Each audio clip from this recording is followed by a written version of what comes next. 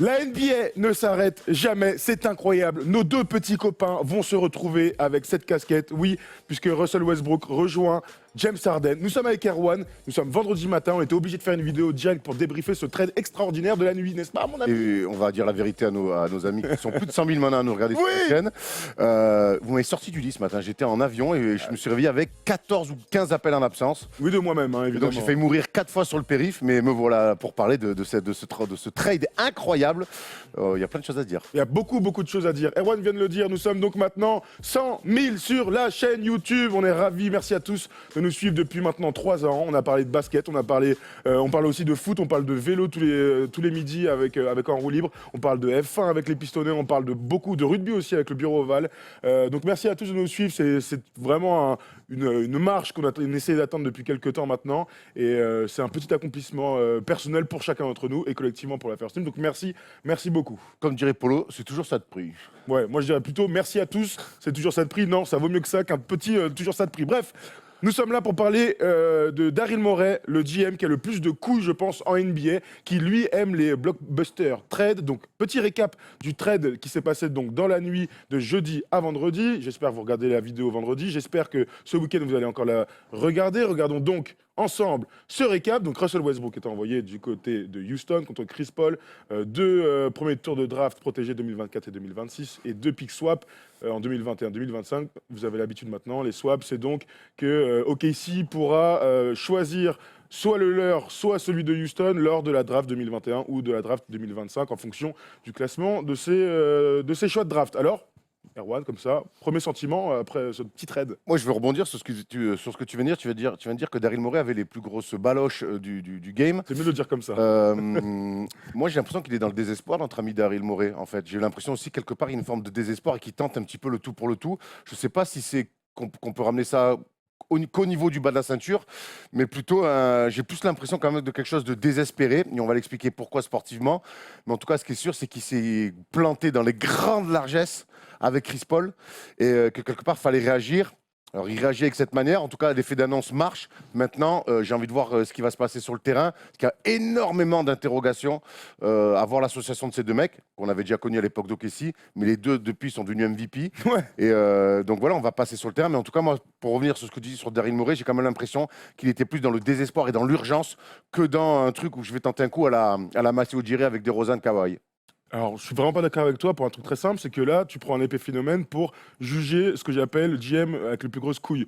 Daryl Morey, il n'a pas commencé avec ce trade-là. Daryl Morey fait le trade pour James Harden, Daryl Morey amène Mike D'Antoni, Daryl Morey fait le trade pour Chris Paul. Tout ça, alors certes, oui, il n'y a pas de titre à la fin, c'est une réalité, mais sauf que lorsque tu prends la situation avec Jeremy Lin après l'Insanity et la situation les années d'après, avec d'autres trades, d'ailleurs, vous pouvez nous faire un petit récap, les gars, dans les commentaires, sur tous les trades qu'a fait Daryl Morey.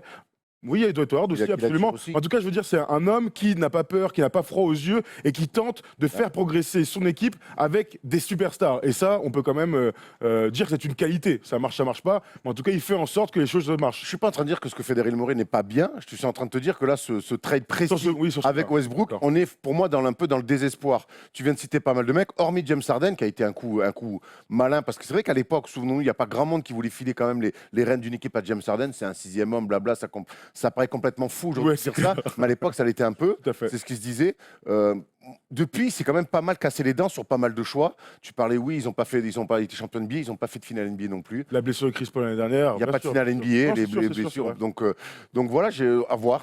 Pour moi, c'est peut-être un coup de désespoir. Si Daryl Morey était un joueur au casino, j'ai l'impression quand même qu'il ne resterait plus beaucoup d'oseille et tu vois qu'il ne resterait plus beaucoup de jetons. On en reparlera dans quelques temps. En attendant, tous ces trades. Il en reste un, donc il peut gagner. Tu vois. Non, mais absolument. Tous ces trades leur a amené, quoi qu'il arrive, à avoir Russell Westbrook dans son équipe. Alors, on va parler de l'association. On va parler aussi un peu d'OKC dans un deuxième temps pour parler des événements marquants qui ont amené justement à cette déchéance, à cette chute d'une franchise qui compte depuis 10 ans avec Kevin Durant, avec James Harden, avec Russell Westbrook, qu'on retrouve donc sur le même maillot maintenant. Mais restons un peu donc sur ce duo. On a parlé lundi dans les top 5 des destinations possibles. On avait parlé d'Houston en 3e choix. On préférait Miami, clairement, ou Détroit de mon côté. Là, on se retrouve avec ce duo qui, sur le papier, dis-moi ce que tu en penses, pour moi, est voué carrément à l'échec au vu du prototype de ces deux joueurs. Alors, on va faire attention à ce qu'on dit parce qu'on ne peut pas les condamner tout de suite. Mais oui, moi, je suis d'accord avec toi. Je te parle théoriquement. Ouais, Oui. théoriquement, Ce truc, ils seront champions l'année prochaine, on va l'air de con. quand même les deux mecs en NBA qui utilisent le plus le ballon, Tout à fait. qui portent énormément le ballon. Donc, et puis le choix de le choix. Puis Russell Westbrook qui va arriver quand même dans une équipe qui n'est pas la sienne. À Miami, il aurait pu arriver et dire c'est mon équipe. À partager avec Butler, mais quand même, Westbrook est un joueur supérieur à Jimmy Butler, en tout cas dans les faits. Maintenant, là, il arrive clairement à Houston, qui est l'équipe de James Harden. Ils peuvent dire ce qu'ils veulent, ils peuvent boire blablabla. C'est l'équipe de James Harden Absolument. et depuis très longtemps. MVP lui aussi. Alors oui, l'association de deux MVP, pourquoi pas, mais là, c'est deux mecs qui portent la balle sur un même poste. Alors, j'imagine qu'il va falloir que Russell Westbrook se transforme, devienne un joueur un peu différent. Harden aussi. Harden aussi, quelque part. Et ce qui m'inquiète le plus dans ce duo-là, c'est qu'ils sont coachés par un mec qui a une philosophie qui ne va pas les calmer ni l'un ni l'autre. Ouais, c'est clair. Donc moi, je suis très circonspect, curieux forcément, mais très circonspect quand même de cette association. C'est pour ça que moi, tu me dis que Daryl Morey est courageux. Quand on commence à mettre les premiers arguments de l'association des deux, coachés par D'Antoni, j'ai l'impression que je reste persuadé qu'on est dans le désespoir. Bien sûr. Après, le GM, son boulot, c'est de mettre en place la meilleure équipe possible. On en parlait avec Théo, qu'on salue, qui est au son, et qui disait, quand je lui posais la question, alors t'en penses quoi? Il disait, enfin, moi, je m'attendais à ce que Chris Paul soit échangé contre Andrew Wiggins. Au choix, c'est vrai que l'équipe, a priori, sera plus forte. On se rejoint. Alors, pour le coup, d'habitude, on est toujours dans le débat, on essaie toujours d'avoir une position chacun. Moi, je n'imagine pas cette équipe qui puisse marcher parce que James Harden est un meneur en puissance, tu l'as dit, c'est le joueur qui utilise le plus le ballon, on l'a vu dans le petit tableau, 40% d'utilisation du ballon par match. Quand Russell Westbrook a fait ses triple-doubles il y a encore 2 ans, il était aussi autour des 40%, voire même un peu plus, je crois. Enfin bref, à vérifier sur Basketball Référence, j'ai regardé tout à l'heure. Il a un peu baissé l'année dernière avec Paul George qui fait une saison d'MVP et ainsi de suite. Mais quand on parle de même profil, ils sont très différents dans le style de jeu. Il y en a un qui utilise beaucoup le pick and roll, l'autre aussi, mais surtout de l'isolation pour James Harden.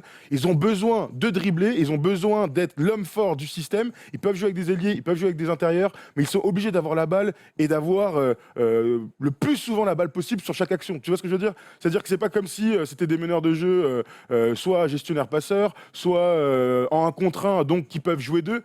On a vraiment la sensation qu'aujourd'hui, ce sont des meneurs scoreurs qui portent la balle et rien d'autre. Et on parle d'évolution, ils ont 30 piges. C'est pas dans ces âges-là, normalement, que tu commences à changer de style de jeu ou de D'ailleurs, j'ai mentalité. une question pour toi. Qui va jouer poste 2? Bah, je pense que Mike D'Antoni, qui est un très fort entraîneur pour les meneurs de jeu, sur du pick and roll et ainsi de suite, qui arrive vraiment à booster ce type de joueur-là, fera en sorte que ça soit en alternance. Tu vois, voilà, je pense que Ouais, mais il va falloir que les deux soient 1 et 1 bis dans la sélection, enfin dans la manière de porter la balle. Tu vas pas mettre Russell Westbrook poste 2, ça a aucun on sens. s'était posé la même question quand Chris Paul est arrivé. Mais Chris Paul est un basketteur, je pense, un peu plus fin dans son approche du jeu que les Russell Westbrook. Et on s'est rendu compte, et on ne le savait pas avant, qu'il a été capable de jouer deux. Ouais. Et ça, c'est un truc. Chris Paul, pour moi, est peut-être le meilleur meneur, type meneur de jeu des trois. Et pourtant, Polaire. ouais, scolairement, et pourtant, il a réussi à se muer, et à 30 ans, donc voilà, dans un rôle de poste 2 qui joue des 1 contre 1, et plus Non, le mais meneur qui porte la balle. Avec C'est un, quand même fou, avec un QI basket autre a priori, que Westbrook. que Westbrook. Moi, je suis un peu déçu déjà de ne pas voir Russell Westbrook débouler à Miami, tout d'abord, et dans la conférence C'est vrai, Est. c'était la grande théorie, Euh, tu veux qu'il soit. Ouais, ce qui est curieux, c'est que ce mec-là, quand même, qui a besoin depuis le départ de Kevin Durant de s'affirmer, de dire que c'est un numéro 1, à Miami, il y avait tout pour lui là-bas. Il arrivait, il y avait un staff, on l'a dit dans la dernière vidéo, il y avait un staff, il y avait un coach, il y avait une équipe qui finalement qui ne demandait qu'à trouver un leader et serait élu ce leader. Et Jimmy Butler, qui est un bon joueur, je le vois, c'est un 1,5, 2 pour moi. L'équipe. On lui servait sur un plateau. Alors, je ne sais pas dans les tractations quelle avis il a pu donner. Les rumeurs qui, en tout cas, qui sortaient disaient que lui se voyait plus à Miami qu'ailleurs. Là, un mec comme Russell Westbrook, avec son aura, son ego incroyable, va dans une équipe qui ne sera pas la sienne. Il peut faire ce qu'il veut, ça ne sera pas son équipe. C'est l'équipe de James Harden et je ne vois pas comment ça peut changer. Et c'est en ça que... Et en même temps, les perspectives de gagner à l'Ouest, même si tu ajoutes Westbrook et Harden, pour moi, elles sont... Pour moi, là, cette équipe-là, elle fait demi-finale de conf, c'est déjà une réussite. C'est une belle saison. C'est une belle saison. Donc, les perspectives de Westbrook d'aller à Houston, j'ai du mal à les comprendre. En plus, il va être verrouillé par un contrat assez important. Je suis curieux pas spécialement emballé. Par rapport à toutes les autres équipes, les autres trades, alors ce qui était sorti ces derniers jours, c'est que Westbrook a fait une petite shortlist des équipes dans lesquelles il voulait aller. La première équipe, c'était Miami, donc OKC et Miami ont pas mal discuté. Ce qui est ressorti, c'est que Miami était disposé à lâcher Dragic, à lâcher Justin Winslow, Olynyk et ainsi de suite, mais il voulait absolument garder Bam Adebayo, qui doit être le titulaire sur le poste de pivot depuis le départ d'Hassan Whiteside, ce qu'on peut comprendre. Donc derrière, et il y avait aussi Tyler Herro, qui fait une très bonne Summer League, le poste 2, qui était drafté par Miami, qui ne pouvait pas bouger avant le 14 août. Houston, ils avaient dit voulaient pas, We don't need a hero, ils ont dit. Oui, merci Tina Turner. Merci Tina Turner, bravo. Donc Tyler Herro qui ne pouvait pas bouger avant le 14 août. Donc ça repoussait énormément un éventuel trade. Qu'est-ce qui restait? On en a parlé dans le top 5 des vidéos, mais il restait donc cette équipe d'OKC qui pouvait envoyer Chris Paul. Ce qu'on peut imaginer, c'est que Chris Paul derrière fasse lui aussi un autre transfert pour qu'il aille, pourquoi pas, à Miami et qu'il fasse le duo avec Jimmy Butler. On en reparlera évidemment si ça se passe et ce sera l'occasion d'une énième vidéo Free Agency cet été. Mais en tout cas, voilà ce qui a l'air de s'être passé. Autre chose, James Harden aurait appelé Westbrook. Il se serait dit que vas-y, c'est le moment pour qu'on rejoue ensemble, mon pote, parce qu'on me rappelle qu'ils sont très amis depuis les années au KC, et que j'imagine qu'il y a une espèce de commun accord entre les deux. Tu vois, en se disant, en gros, je vais te laisser de la place. Et là, je reviens sur la théorie de l'association. Alors, c'est vrai que sur le basket, et il y a cette vidéo qui a été sortie du style, on n'a pas besoin d'un meneur-passeur pour un meneur-shooter.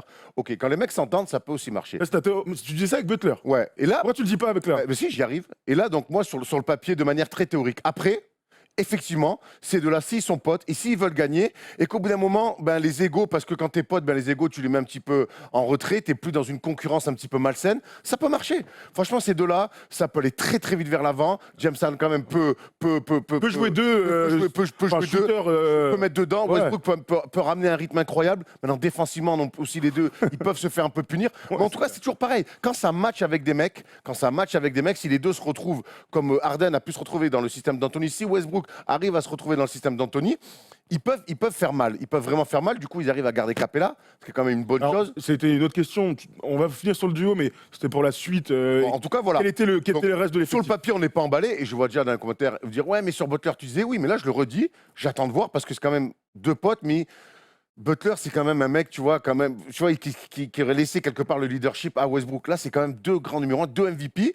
Maintenant, s'ils sont potes et que les deux se disent vas-y, on a 30 ans, on a été MVP chacun, j'en ai marre de perdre en playoff, j'en ai marre de me faire critiquer, viens, on va tous les taper à l'ouest, ça peut le faire. Voilà. Et une fois de plus, ça dépasse l'entente sur un terrain, des fois, elle dépasse le cadre simplement d'un dessin sur une plaquette. Et pourtant, ils sont quand même vraiment similaires en termes de profil. Après, il y a un truc, moi, je suis persuadé. Parce que Westbrook et Butler, ils n'étaient pas similaires. Voilà, il y avait déjà au moins ça. Mais pourquoi pas si l'entente est bonne. Il y a un truc quand même, tu vois, quand tu parles de taper les autres, moi je suis persuadé qu'avec ces deux mecs-là, ils vont taper les 50 victoires cette saison. Au vu du jeu d'attaque, au vu des dernières saisons, du vécu collectif, je pense qu'ils iront en play-off sans problème. La question, c'est dans les grandes luttes de play-off, quand tout se resserre, avec ces mecs-là qui nous ont déçus ces dernières années, Westbrook qui passe pas un tour de play-off ces dernières saisons, James Harden qui, dans les fins de match contre les Warriors, alors qu'il n'y a plus KD, eh bien, on ne le voit plus, alors que c'est quand même l'un des plus grands croqueurs de l'histoire de la NBA sur le principe. C'est dans ces grands moments qu'on va les attendre. Et ça, c'est vrai que c'est une petite question qu'on a. Quand tu parlais du reste de l'effectif, est-ce qu'on peut imaginer d'autres transferts? Capella, on a beaucoup parlé dans les rumeurs de transferts. Il pourrait, on imagine, se barrer lui aussi, enfin se barrer, se faire transférer. Alors pour l'instant, il est là. J'ai l'impression que s'il n'a pas été mis dans le transfert du mois, c'est peut-être qu'ils y tiennent. En tout cas, on sait que James Harden, Capella, quand même, c'est quand même un axe fort et quelque chose. C'est une vraie certitude dans le jeu d'attaque de Mike D'Antoni. Donc j'ai l'impression pour l'instant qu'ils y tiennent. Je me trompe peut-être, mais j'ai l'impression qu'il va falloir qu'ils trouvent un peu de viande sur le poste 3. Ils ont Daniel House Jr. qui est là. Il y a PJ Tucker qui est là, mais qui est plus sur un poste 4 et sur un free and D. Peut-être un poste 3 un petit peu plus aussi all around. Compliqué quand même. Là, ils ont. Je te dis pas que c'est simple. Là, il faut que des mecs qui n'ont pas envie de faire des dribbles. Hein. Non, mais même un free and D, même s'ils ont PJ Tucker qui joue beaucoup poste 4, qui va beaucoup à la mine, au charbon. Mais du coup, qui a l'avion. Mais il est complémentaire. Faut voir après sur le marché, peut-être de trouver un bon coup, lancer des mecs. Ils ont su le faire l'année dernière avec Daniel House, qui a été prolongé. Qui a été prolongé. Voilà, mais bon, il faudrait peut-être une petite profondeur de banc. Il y a Eric Gordon a prolongé aussi. Il y a Eric Gordon. Eric Gordon toujours là. Qui pour l'instant me paraît être un 6e homme idéal. Maintenant, est-ce qu'il va bouger?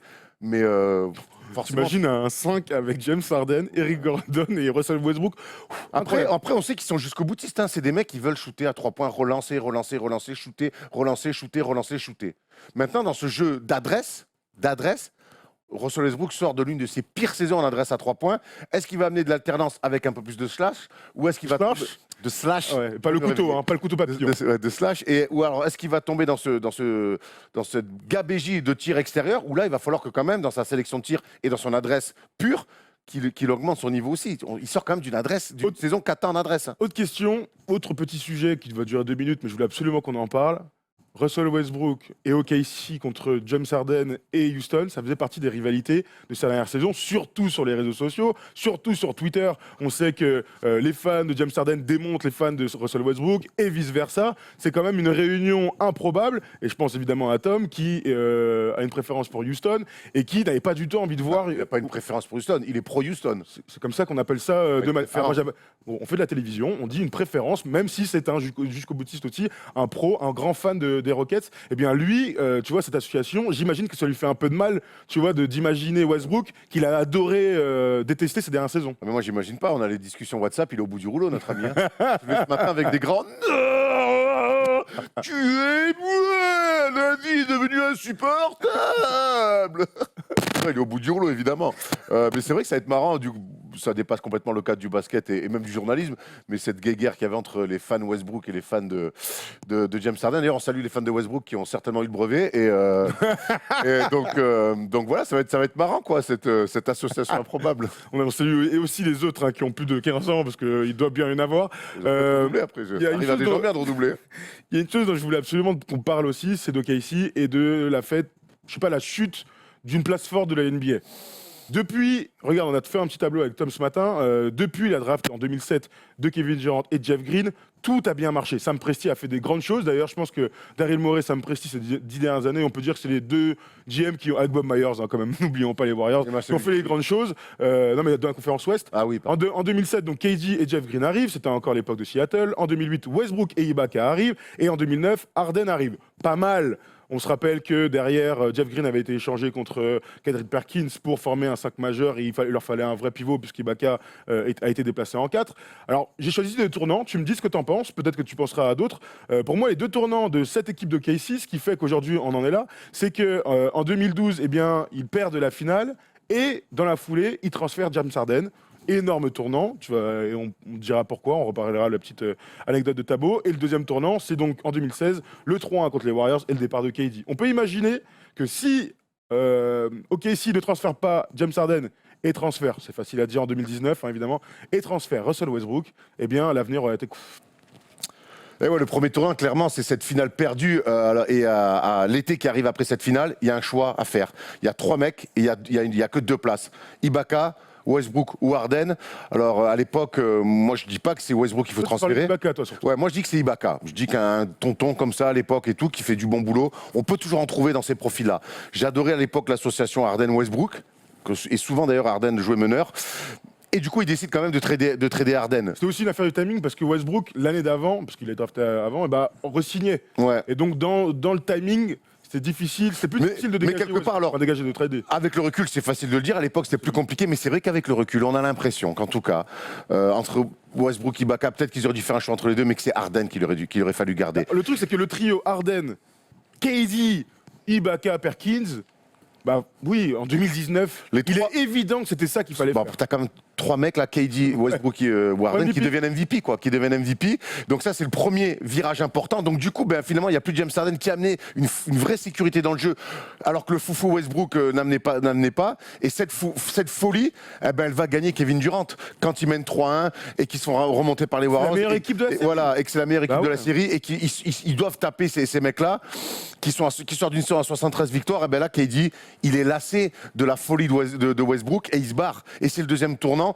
Et derrière, finalement, même si Westbrook, ils essaient de reconstruire autour de Westbrook, ça marche pas. Et la preuve en est, c'est qu'en 3 ans, finalement, le projet, il a jamais pris. Ils n'ont jamais passé un tour de playoff sans KD et tout explose. Ce qui est dingue, c'est que donc en 3 ans, la suite est quand même très intéressante et il y a encore beaucoup d'espoir pour cette équipe de KC. On rappelle donc qu'ils arrivent à transférer Paul George, ce qui est quand même quelque chose d'important à l'époque contre Sabonis et Oladipo. Ils arrivent à le prolonger l'année dernière, ce qui est un petit raz-de-marée. On était persuadés qu'il allait signer du côté des Lakers, surtout en tout cas du côté de Los Angeles. Et puis là, en un été, ils ont complètement tout fait péter avec le choix. Alors, l'histoire nous le dira, hein, peut-être qu'il y a des trucs qui sortiront, mais on a l'impression vraiment que le point de rupture complet, c'est lorsque Paul George dit je veux aller aux Clippers avec Kawhi Leonard. Derrière, donc, on l'a dit la semaine dernière, mais Jeremy Grant est transféré, et donc Russell Westbrook, qui est le dernier pilier de cette franchise, de cette jeune franchise qui n'a que 10 ans. Voilà, bah, c'est la fin d'une histoire, clairement. Clairement, c'est la fin d'une histoire. C'est une nouvelle qui va s'ouvrir, qui prendra certainement un petit peu plus de temps. Maintenant, si on sait que Sam Presti bosse bien, quand on bosse bien, quid des Nets, eh ben, on voit que ça peut aller vite. Maintenant, c'est quand même. Il s'est passé quelque chose en coulisses, c'est pas possible. Je peux pas croire que les raisons que ça explose entre Westbrook et Paul George comme ça, qu'on fasse le choix aussi radical de les bazarder comme ça, c'est pas qu'une raison basket. Tu te souviens, l'année dernière, quand Paul George dit je prolonge, c'était une fête, ils étaient sur une estrade. Enfin, ils avaient l'air. Je pense qu'ils sont encore potes, mais il y a des choses qu'on ne sait pas. Il y a un truc aussi qui est très important, c'est aussi l'arrivée de Billy Donovan. Billy Donovan qui n'a jamais répondu aux attentes. En tout cas, nous, on a des attentes vis-à-vis de Billy Donovan. C'était de dessiner des systèmes, de créer un jeu collectif, de créer quelque chose, une émulation avec cet effectif. Il enchaîne quand même 3 ou 4 échecs de suite et à aucun moment il est remis en cause. Et donc Sam Presti aussi est bon pour faire des transferts, très bon pour choisir des joueurs à la draft, mais son choix sportif au coaching, eh bien, l'avenir de cette franchise, en tout cas la rupture qu'on connaît aujourd'hui, elle vient aussi de là. Donc c'est quand même une belle histoire. On en reparlera très longuement. Le Thunder qui est vraiment, tu sais, l'équipe, on dit que les jeunes, Erwan a mis un petit tacle jeune, oui, mais c'est aussi ça la réalité, c'est que c'est une franchise qui compte. Et pourtant, c'est une franchise qui n'existait pas avant. Donc, je sais pas. En fait, je suis un peu tiraillé entre. C'est vraiment dommage. C'est l'équipe qui aurait dû être championne, en fait. Avec le trade de Westbrook, c'est la fin du Thunder qu'on connaît depuis 10 piges. Cette équipe qu'on a détestée, cette équipe qu'on a aimée pour certains. En tout cas, c'était une équipe clivante. On a beaucoup aimé au tout début, tu te souviens? Exactement. On l'aimait beaucoup au tout début. Avec Kevin Durant, moi j'ai adoré vraiment. Je sais pas, en tout cas, ce qui est sûr, c'est que le bilan, c'est une finale NBA quand ils sont tout jeunes et on se dit, mais c'est le début de quelque chose. Et derrière, finalement, par des choix finalement qui n'ont pas été les bons, alors que le recul, on s'en est rendu compte. Mais c'est une équipe, oui, forcément, qui restera une déception. Au final. Une espèce de chimère, un truc. Et si, tu vois, le what if. Une équipe qu'on adore apprendre dans Touquet, mais finalement, c'est une équipe qui fait qu'une finale NBA, alors qu'ils sont au tout début de leur histoire. Les finales de conf exceptionnelles contre Dallas quand ils les démontent. C'est eux qui avaient éliminé Kobe aussi une année sur un premier tour de playoff. Non, c'était ce trio-là. Il aurait dû faire mieux que ça. On aurait dû peut-être les conserver, croire beaucoup plus en ce trio-là. En tout cas, ce qui est sûr, c'est que le bilan finalement de Sam Presti, avec ce qu'il a eu dans les mains, c'est qu'une finale NBA. Et 3 finales de conf. Alors, à l'époque des Spurs, à l'époque des Warriors et tout ça, on aurait pu espérer plus, en tout cas. C'est sûr que c'est qu'en 2015, 2016, pour moi, c'est la meilleure équipe des playoffs. Ils ont la plus physique, elle est incroyable. Ils ont le titre au bout des doigts et derrière c'est le début de l'explosion. Donc voilà, avec le départ de Westbrook, c'est une nouvelle page qui se tourne pour le Thunder. On va voir à quoi elle va ressembler. On espère que Steven Adams sera dans une équipe à la hauteur de son talent, compétitive et ainsi de suite. Ou alors, il sera All-Star l'année prochaine au poste de pivot dans la conférence Ouest, ce qui serait une énorme surprise. On a fait le tour sur ces petits trucs. Alors voilà, on va finir sur tout simplement ce duo qui rejoint plein d'autres duos incroyables dans une NBA qui est totalement illisible. J'ai vu que c'était les Lakers maintenant qui étaient favoris des bookmakers à Las Vegas. Là, on est à un an d'un dénouement de la saison 2019-2020. Mais alors vas-y, je te veux un petit prono sur le duo Westbrook-Harden pour conclure cette vidéo. Playoff, forcément 6-7e à l'Ouest. Combien de victoires? 47. Ah, c'est pas tant que ça. Hein. La conférence Ouest est d'une dureté. Et en playoff, ils te passent un tour? Ils sont capables. 17, ça veut dire que tu joues contre des vrais gars. Hein. Ouais. Non. Non, pas de tour de playoff. Bon, après, vous êtes chiant, non?